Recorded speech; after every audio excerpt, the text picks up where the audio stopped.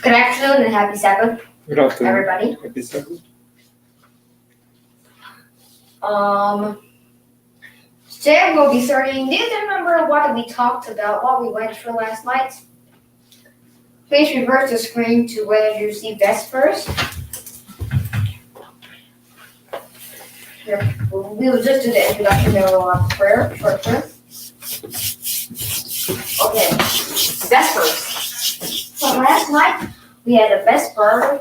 If you still remember what the Vesper meeting was about, just let me know in the comments below. It will be really great to know that you remembered how you took notes with that.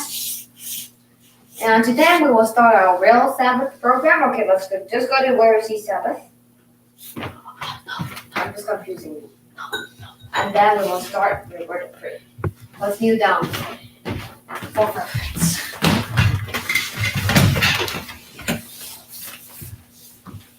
Oh, yeah, I need this one. Yeah.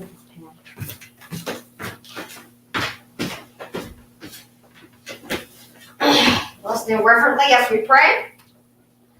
Our Father, which art in heaven, hallowed be thy name. As we start today's sermon about prayer, it's a very serious topic. Please help us to know what this subject means. In Jesus' name, amen. Amen. All right.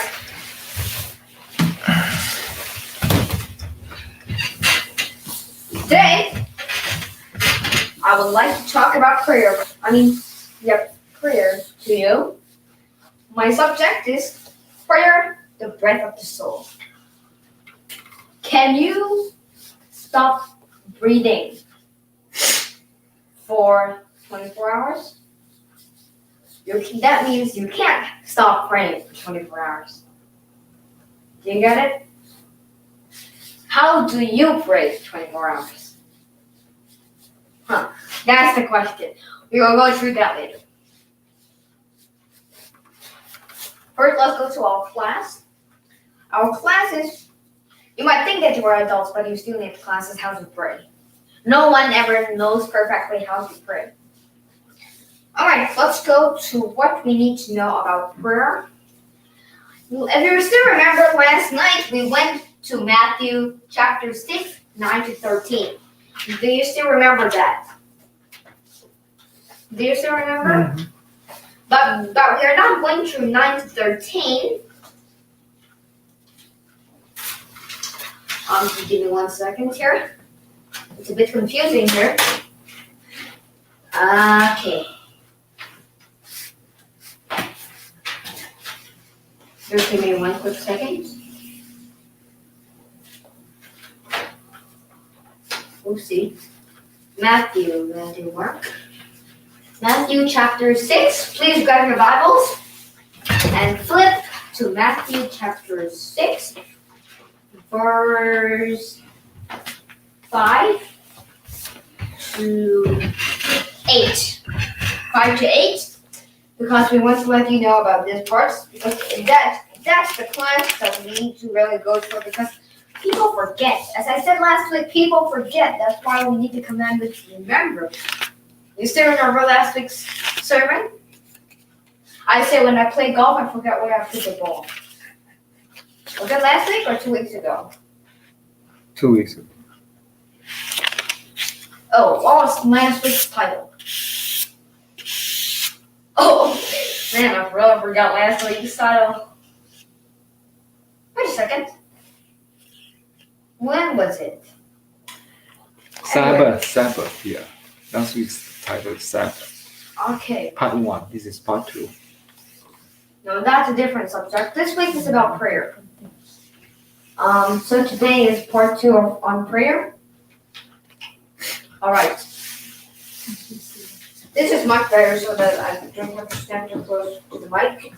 Because it's really rubbing my head. Alright. Better? Mm-hmm. No, just my voice. I can love this. But anyway, let's start now. Matthew chapter 6, verse 5 to 8. Do you get it? Share with those who don't have the Bible. If you are sitting in church watching this sermon, or if you're sitting at home, just move on. The first one after that. And when thou prayest, thou shalt not be as the hypocrites are. For they love to pray standing in the synagogues and in the corners of the street, that they may be seen of men. Verily I say unto you, they have their own reward. Last time we were talking about this subject, and I said that people like to pray while they are in the streets. They want other people to see them. But is that what Jesus said? Okay. Is that what Jesus had said for people, that what people should do? It was that what Jesus said that people should pray in the streets? Jesus didn't say that. People praying in the streets is probably because they want people to get their attention and say, oh, that's a holy man. And that's very weird. The true Christian who follow Jesus would not go out in the street and start praying down there. Understand me?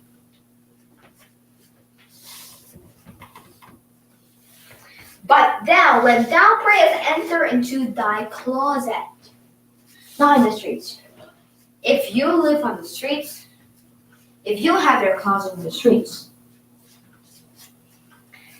and when thou hast shut thy door, pray to thy Father which is in secret, and thy Father which seeth in secret shall reward thee openly.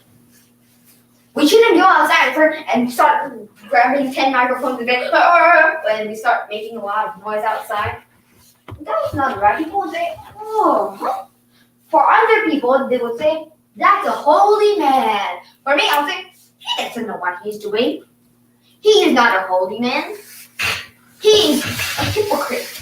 He thinks he's a Christian, but he's not a Christian. He's way too proud. That's a 0% Christian. He said, well, I'm 99% a Christian. You are not. You can't stand on two birds. If Pastor Joel stands on two birds, you will fall in the middle. Do you understand me?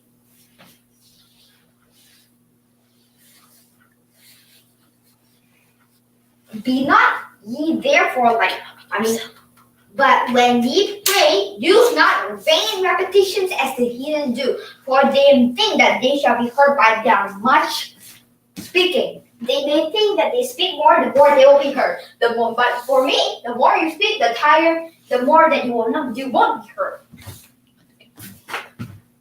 Try this. Try to keep repeating the same words over and over. If I keep repeating the same words over and over, I'll fall down. I can't stand it. I just have to say something different. Only if I have nothing to say, I will say the same thing. That's why the heathen has nothing to say. Alright, so let's go to the next slide. Alright, this is from Steps to Christ. What does it say here? We should pray in the family circle, and above all, we must not neglect secret prayer. There's time when you pray privately, there's time when you pray as a family. You don't say, oh, I want to pray in my family, I go secret. While my family has family devotions, I go to my room and secretly pray. That's wrong. The Steps to Christ didn't say that. What did Steps to Christ say? We should not neglect secret prayer. For this is the life of the soul. It is impossible for the soul to flourish while prayer is neglected. That's why I asked you, could you stop breathing for 24 hours? You would die if you stopped breathing for 24 hours. Would you? Yes. You must have been a Superman. But let me tell you what, no Superman can ever do that. If I recognize someone do that, I better be off in prison.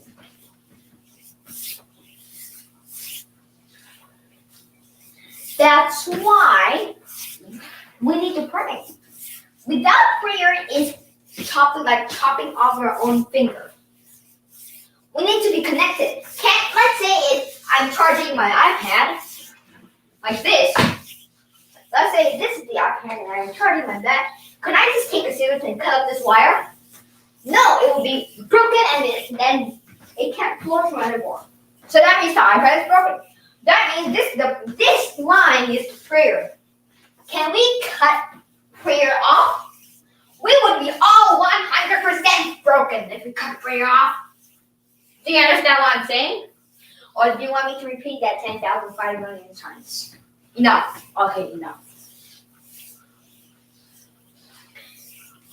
It is same because it is 100%, not like 99% or 0.9%. It is 100% totally. 0% for the soul to flourish. You can't flourish without prayer. We need 100% prayer. Hit the toe, all prayer. Prayer is the breath of the soul. Do you understand it now? Okay. Prayer. I listened to a pastor called Pastor Pavel Goya. If you heard of him, you can check it out on the internet when the service is finished.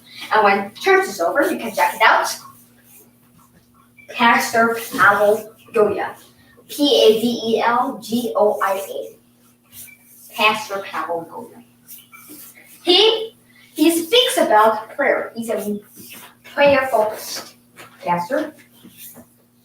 He says when his father sleeps, he prays and sleeps. You understand? Praying and sleeping. Let's say I gave this example before, but that might not be on YouTube. Because not all of our sermons are on YouTube. Let's say if you are walking down the street, because let's get the full story. Because in the middle of nowhere, you don't know where we are. Okay, you go to the playground or the park or whatever you want to call it. You go to the playground. Let's say the playground. I call it the playground because that's a place where children become like monkeys. They play. So they go to the playground or the monkey ground. They go to the playground, which sounds nicer. They walk to the playground. No, they walk to the playground, and at the playground they become naughty. When children play, you better stay away. Oh, that's a rhyme. When children play, you better stay away. They will get carried away and they will become too naughty. I just remember I was terrible when I was young. I threw a ball on my friend's head. But now I don't throw balls at people's head anymore. But it's great. It was great that I was not in prison for 10 years. So let's say the kid in a playground, he starts getting too naughty.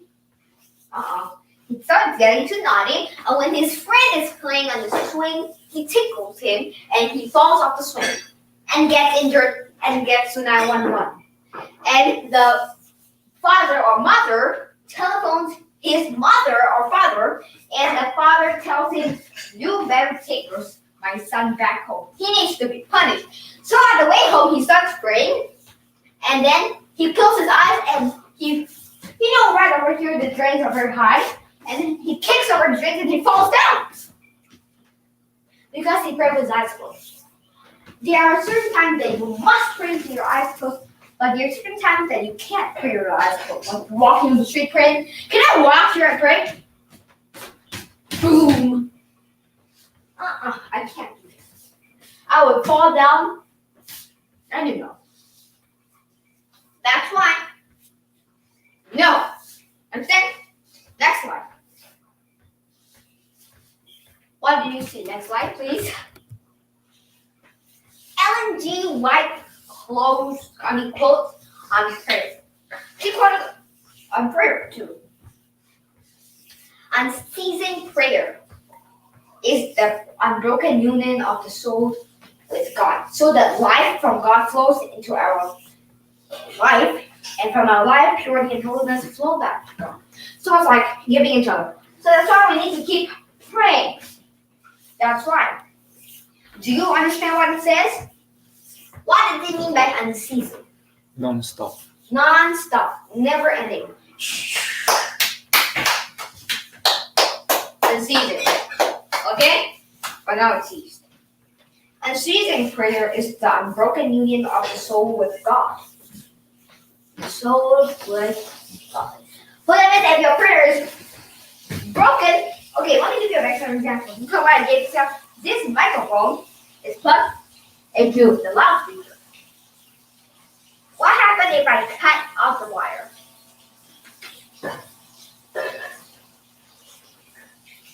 I would either get electrocuted or the microphone would not be burnt, would not be working because you can't hear me anymore. Last time I still remember my church microphone, actually my home microphone, that was before a long time ago, like 1,500 years ago. Actually, it was last year, but it felt like 1,500 years ago. Actually, last year, when I was using my microphone, somehow the wire, you know, at the bottom of the microphone, it gets twisted sometimes. Actually, this one's already twisted, but it's still working. That's why we keep it in here and we don't want to mess with it. And then, I still remember what happened, and then the wire broke. Somehow it chipped. I didn't know how it can break. It broke. We tried to fix it. Too late. We can't fix it. It's already in the recycle bin now. Saving animals. And, but this microphone is really great. So, it is like that. When we are connected to God by prayer is like a glue. And then later we get snapped off. I don't know if you really understand what snap off means. And then later we get snapped off. We would be broken, we would be damaged. Next slide. What is that quote? Pray always. Pray always. And this is the quote actually by George Herbert. Do you know what he said? Prayer should be the key to the day and the lock of the night. Do you understand? What does it mean by the key of the day? Can someone enter his house without a key? No. That means you can't start your day without prayer. So it's like, knock, knock, knock. I lost the key because I didn't pray. You must always pray and have a devotion, your personal devotion. Noticing these two things, personal devotion and family devotion. I do my personal devotion every morning. So I need a personal devotion and I also need family devotion. Understand? Prayer is the key to the day and it's the lock of the night. And you can't end the night without prayer. Then what? We need to unlock, because at night we locked it, we need to unlock the next morning. Do you understand me? We locked it at night, then we have to unlock it the next morning. Just like when you go to work, when you come back from outside, you lock the door. And then the next morning, you need to unlock the door. You understand what I'm saying? Prayer should be the key of the day and the lock of the night. Never start a day without prayer. If you ever start the day without prayer, you had no day. It was still the same day yesterday, or it was still lost. You can't do anything. And you can't end the night without prayer. I hope you understand. Next one. Oopsie. Martin Luther. By Martin Luther. Let's see what. Martin Luther is very famous, but that's not Martin Luther King Jr. Okay, which day is coming up in the 18th? 2 more days. So we better get a great offer from work. That will be 2 days before long. To be a Christian without prayer is no more possible than to die without breathing. Can you dive into an ocean without breathing? You cannot. You will die. That means a Christian without prayer like that. Do you understand? Mm-hmm. That's a very good example by Martin Luther. If he were still alive by then, I would say that's a great job by you. That's a really great job. But since I can't tell him, I can tell you that's a really great job. But probably in heaven we will see him. I can tell him the quote that you said about to be a Christian without praying, that's a great one. To be a Christian without praying is like someone diving into the sea without breathing. That's a great job. I'll tell him that. If I remember. So that's why to be a Christian without praying, let me tell you what. You cannot call yourself a Christian if you don't pray. To be a Christian without praying is to dive into Mariana Trench. My name. To dive into Mariana Trench without breathing. You understand? You know what? Dive into the Mariana Trench without breathing. Mariana Trench. Anybody heard of it before? Yeah, it's the deepest point in the ocean, 7 miles deep. You can't go down. You'll be squished like the doll. Nobody can go down there. If you want to take a try, don't do that. It's like diving into the ocean, into the Atlantic, Pacific, Indian, whatever ocean or whatever lake or whatever, diving in. Just say here diving is to be like dive in. No worry, don't talk about that. I can't swim. Don't ask me. Without breathing. I can't swim. No matter how much air I put on myself, I still can't float. Okay, next slide. By Oswald Chambers. We have to pray with our eyes on God, not on difficulties. You pray, Lord, please heal me of this. Please heal me of the cold. Please heal me of the cold. Please heal me of the flu. Please recover my dog for me. Please heal my wife with this. Please heal my wife with that. Please heal my children. Is it wrong to ask God for your needs? No. By prayer, we need to put our eyes on God's. On God. Not on our difficult try. Help me with this bad task. Help me with this. You can speak until my ears drop.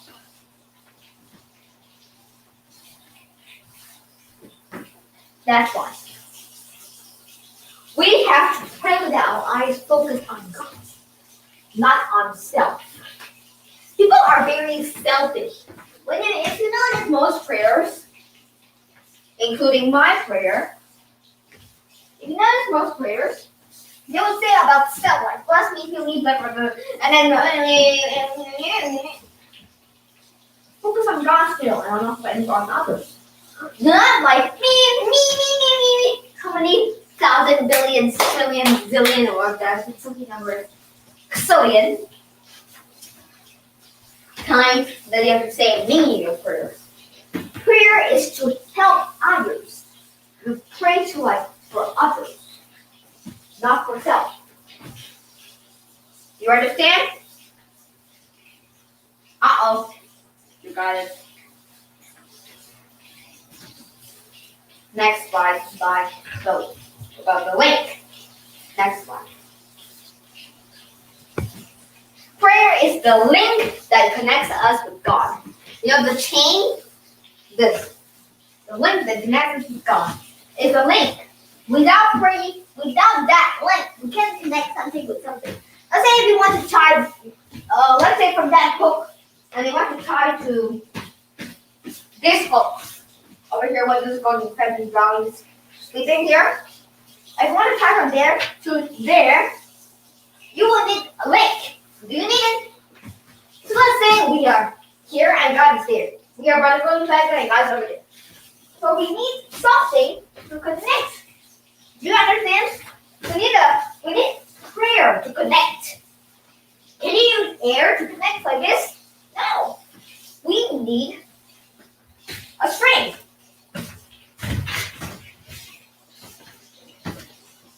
If you want to,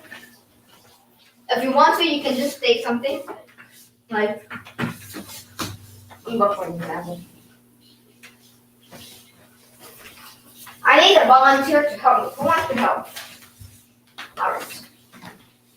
Now I will hold these two things and you will try. That's it. Well, first I want people. Everyone, can you look at this? Can they get together?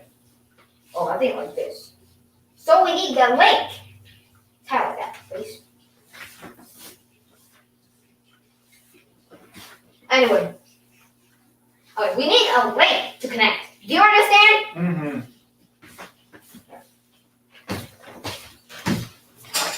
We need a link to connect. If not, we'll be like, we need help.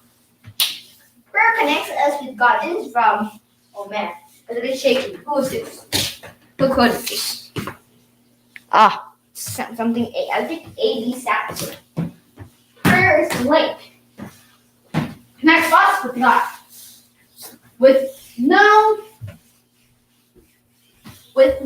prayer, we are not connected. You know what I'm saying? And what else can I use to connect with God? Can I use Bible reading? Can I use a string? Can I use? What can I use to connect with God? If you're asking that, this sermon is the right one for you. Prayer is the link. Now, next slide, and we will go to Psalm 66:19. But truly God has listened. He has attended to the voice of my prayer, from David. God listens to every prayer. So that's why you don't have to say, what can I say to connect with God? I'm not sure if He can answer my prayer. I'm not sure if He can even hear it. Oh, because I don't know where is He. Is He in this room? Is He in that? Is He in the bathroom? Is He in the kitchen? Is He in the bedroom? Is He outside? Is He in the basement? Is He in the attic? By the way, my basement is full of spiders. Is He in the closet? Where is He? He's in heaven. And you might think, where is heaven? Which house is heaven? Is it that house? That house? That house? Which is heaven? Where is heaven? Oh, probably that nice blue house because it is very big. Heaven is up in the sky. What? Is it really up in the sky? How am I supposed to? When I'm in the airplane, when I fly by through Times Square, I can't even hear the noises from Times Square. You might be asking me that. But God can hear. He even knows if you are diving in Mariana Trench. He knows that you're in the submarine. I want to run away from God. You can't run away from God. He knows you. He knows everything. He can count how many strings of hair do I have because they fall off a lot. Can you count it for me, please? Here. Count.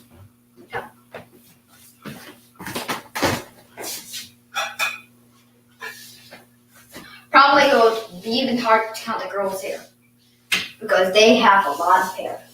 But it's very easy to count Grandpa Igor's hair. Only 2 strands. That's just a joke. I can't count it. And you can't too. But God has attended the voice of my prayers. So God can hear, but I can't. Actually, God is above everywhere, above the stars, above the stars. He's above everything. So you might say, where? But really? How can He hear? You might be wondering about that. But The answer is waiting for you over here. Next slide. Psalm 63. Let me ask you a question. I think actually I put it the other way around. My mistake. 2 times. Just go to the next slide, please. Okay. Would you like to stay in the wilderness of Judah? Would you like to stay in there? Look at the picture. Pastor Powell had his own experience in the wilderness of Judea. He said in quote that in the wilderness of Judea, when he went there, it was 123 Fahrenheit down there. Yeah, I can't stand it because I will sneeze when I look at the sun. And when in summertime, I can't sleep. I'm like rolling around my bed and I need an aircon. I'm like tossing around. I still remember this summer when we were looking for a house, but we already found one. I still remember this summer when we were looking for a house. I slept. My parents looked. I remember we wanted to look in Queens Bayside, and I was sleeping on my bed, and it was hot. And when I was sleeping in my bed, I sweat. I would sweat myself out until I woke up. It must be really hard to wake up when you sleep and sweat. So this is the wilderness of Judah. If I go to a place over 100 degrees, I would be cooked. And if you put an egg in the sand, in 2 minutes it will already be boiled. That's how hot it really is. And then there is nothing there, not even cactus. So he said when he went to the bus, the driver said, "Do not get down." But he said, "Why can I?" He likes to ask that. Why can't I go down here? The driver says, "I just said don't go." And then the driver took a rock and threw it down there. Snakes and scorpions all over. That's how bad it is. So this picture is the wilderness of Judah. You see that? There, where it is. Imagine living in 123 years. In 123 degrees Fahrenheit, he said was about 10 years. Was it 10 years? I'm not sure. In less than 1 second, I'll be out of that jungle. Of that desert. I would rather be in Antarctica than go there. It will be that burning hot. Whenever I go to a hot place, I start sweating and it's so uncomfortable. My shirt. I can't even stand a hot car. When I'm in a very hot car, I rush to turn the AC. I have to turn the AC.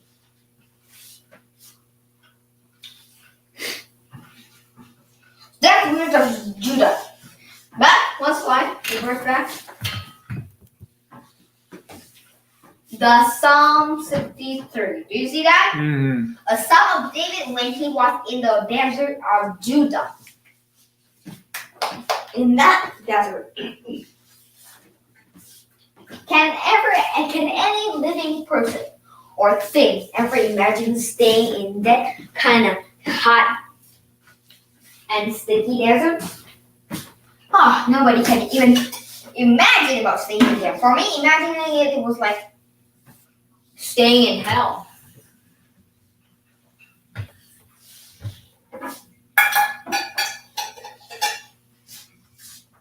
Okay, so this is what David said. My mouth is dry. So the words come out dry. Yeah, it's dry for me. I've been talking too much. Just give me 40 seconds to just take a break.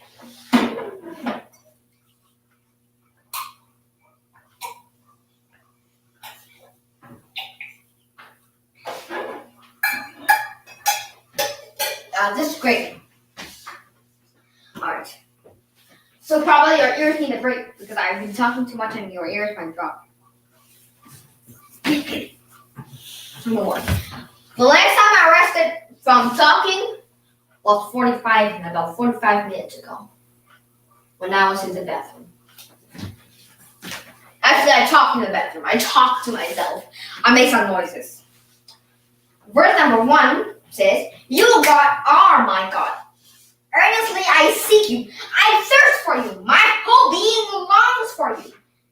In desert, in a dry and parched land where there is no water." He said that there is no water. It's a dry and a parched land. And he didn't ask, "Lord, please give me water. Please give me water." He didn't say, "Give me food." He didn't mention any of his needs. He didn't say, "I need water, I need food, I need this." He didn't say any of those. He said, here's what he said. For verse 1, let me read to you one more time. Probably you didn't hear because you were thinking of the game.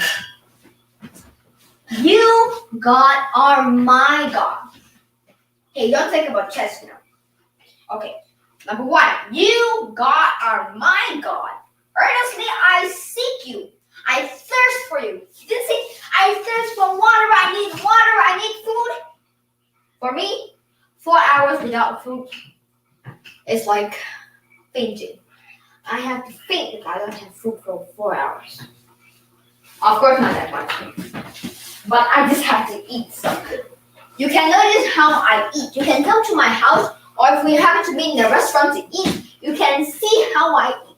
The way that I eat is different from others. I can eat. Since I was young, very young, I could eat. Except when I'm sick, I don't eat. And except when I take planes, because I don't like the plain food. But David, he didn't even ask for his needs. He said, "Lord, I thirst for you. I need you. Even in such a desert, I need you." Yeah. That's really what he said. He needed God. He thirsted for God. Do you know which is the longest book in the Bible? Psalms. He prayed to God. That was his prayer. Long prayer. Especially Psalm 117. 119. Yeah, well, Psalm 119. 117 was the shortest and 119 was the longest. Excuse me. Yeah, 119 was the longest. It could take, it took me 23 days to read paragraph. There's those sections.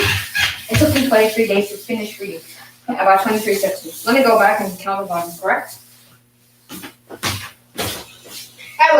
We'll do the counting later. I'm not a mathematician. Number 2, "I have seen you in the sanctuary and beheld your power and your glory.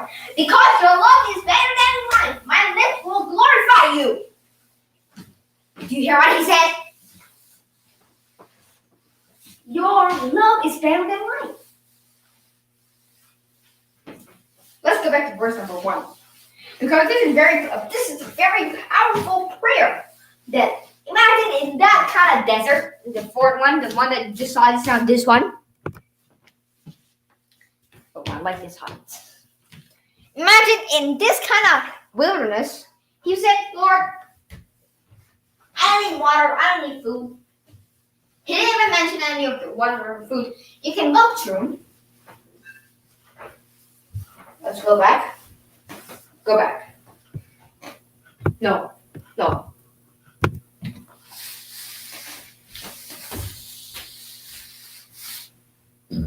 He said that he didn't need water and he needed food. That's amazing. He could stand it. Do you know why he was in that desert? I'm sure not a person who has a brain would go there for fun, for a vacation. For vacation, probably to see snakes and scorpions.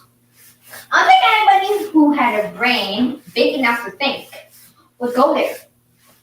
Probably there must be a very specific reason. But the reason why he went there, because he was running away from King Saul. And in there, he was not even afraid of them. Later, as we go through this verse, we will talk about what he said. He said, You, God, are my God. Earnestly I seek you. I thirst for you. My whole being longs for you in a dry and parched land where there is no water. Will you say that in the wilderness of Judah, if you have to go there? Probably if you want to go there, I can take a helicopter and take you over there. No, I'm not going to do that. It's going to be really hot if you ever go there. Anybody who went there before, just let me know in the comments. And let me know how hot is it and how it was like here. I would be fainted out there. I have seen you in the sanctuary and beheld your power and your glory. Because your love is better than life, my lips will just glorify you. I will praise you as long as I live. And in your name, I will lift up my hands. And in your name, I will be fully satisfied as with the riches of food. With singing lips, my mouth will praise you. He said that he will be fully satisfied with God as the richest foods. He didn't even have food, but he considered God 105,005 billion times better than food. He really loved God. That's what it means by true love for God. Do you love God until you say that God is better than food? Do not answer. I know. You can't say because you need food. I'm already hungry. My stomach works way too fast. It's like running away from me. But I don't know.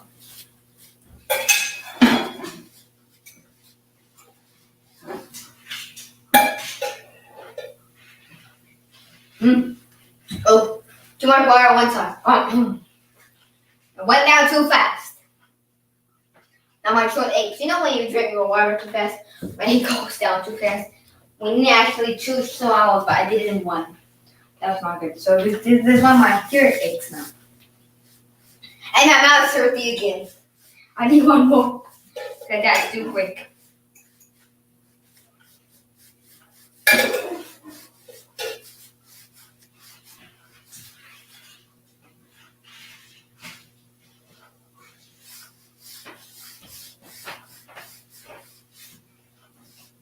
Oh, this is much better. Now I can talk for 2 more hours. This is shot great to eat something.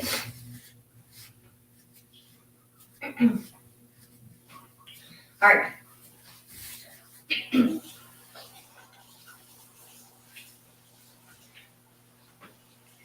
On my bed I remembered you. I think of you through the watches of the night, because you are my help. I sing in the shadow of your wings. I cling to you. Your right hand upholds me.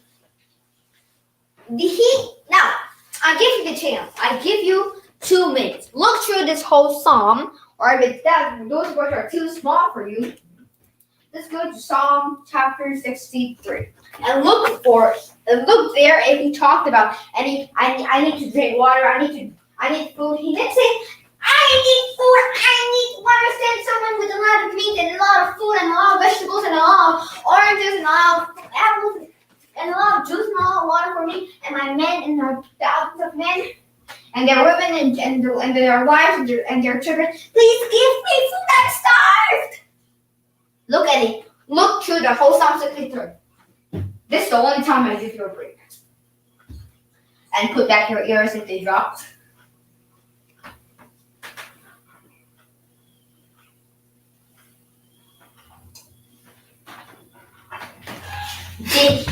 Now, do you finish reading through that? Finish it? Not yet. Alright, I'll just wait and rest my tired legs.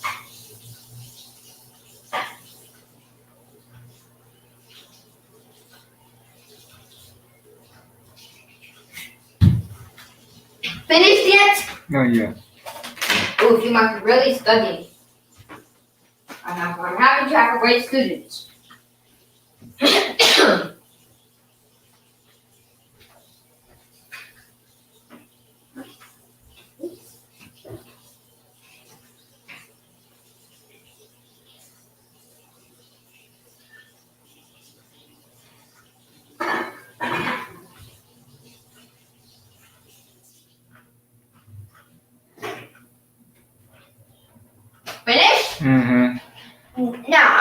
give you a question and answer. Please come forward.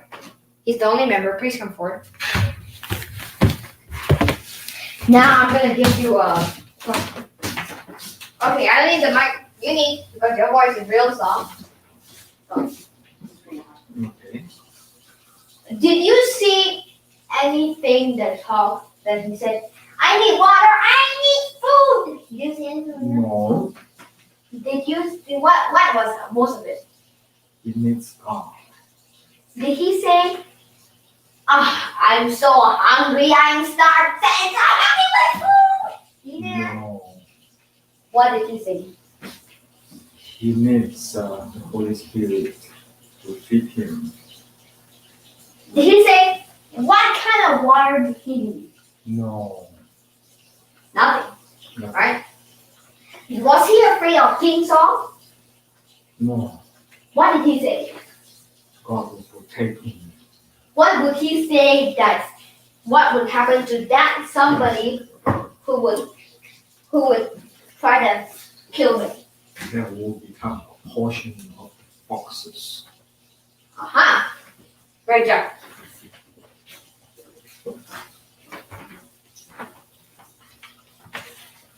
For me, it says jackals.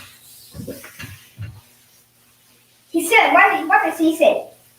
On my bed, I remember you. I think of you through the watches of the night. Because you are my help. I stay in the shadow of your wings. I cling to you. Your right hand upholds me. He says that he clings to God.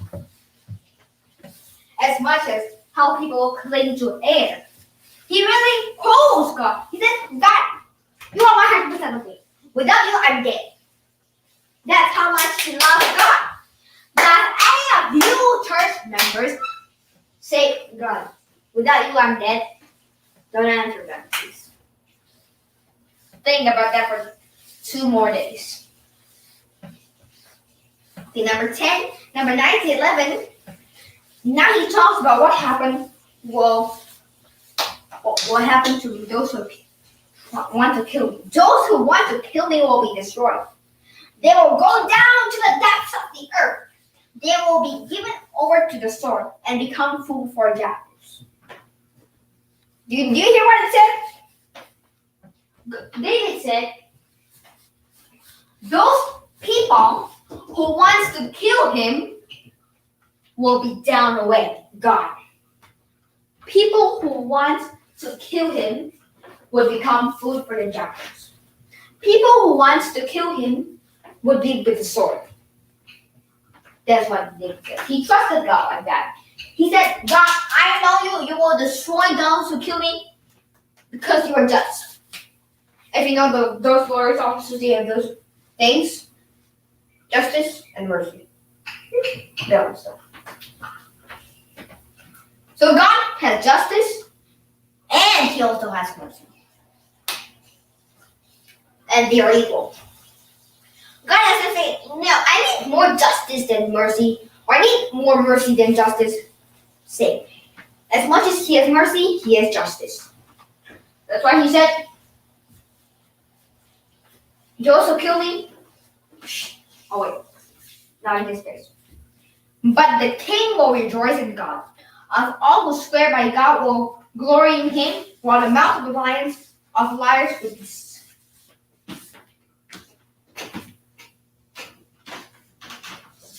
See, you get it? He said that the mouth of the liars would. I'm not sure if you understand what I said because that meant no talking because my mouth was closed. Yeah. Alright, so finally we'll go to our last quote and we will end it with my thirsty mouth. And probably your talking yours. Where do you see? Go to where you see Christian quotes. Christian quotes. Alright, here. Guess who quoted this? We should live our lives as though Christ was coming this afternoon. Please lock the screen. Former President Jimmy Carter. Oh, Okay, he said we should live our lives as though Christ was coming this afternoon. How would you do that? You would need to have a close relationship with God. And how do you have a close relationship with God? You see remember the link that I started to talk to you about? Yeah. What does that link mean? Prayer. We need to have a close relationship with God as much as how we would have as Christ was coming this afternoon. Everybody, thank you so much for joining me with SDA Sermons with Joel and remember to subscribe, hit the bell notification, and follow us on TikTok. Our TikTok name is this is the TikTok name, tiktok.com/@EricAng777. Eric is a man's name and Ang is ANG. 777/LANG equal, that equal sign when you do in math, the equal sign. Mm-hmm. I'll just put it in the chat if you can see. The equal one, equal ENG. That's what we should do. That's what you want. If you do, you would follow me on TikTok and you would get to know when I'm going to post. That thing is kind of funny. It's got some funny stuff and also got some animals. That picture had the profile picture has my fish Obi on it. But anyway, thank you so much for joining me at SDA Sermons with Joel Yang. Remember to smash the like button for this video. And may God bless you. Happy Sabbath.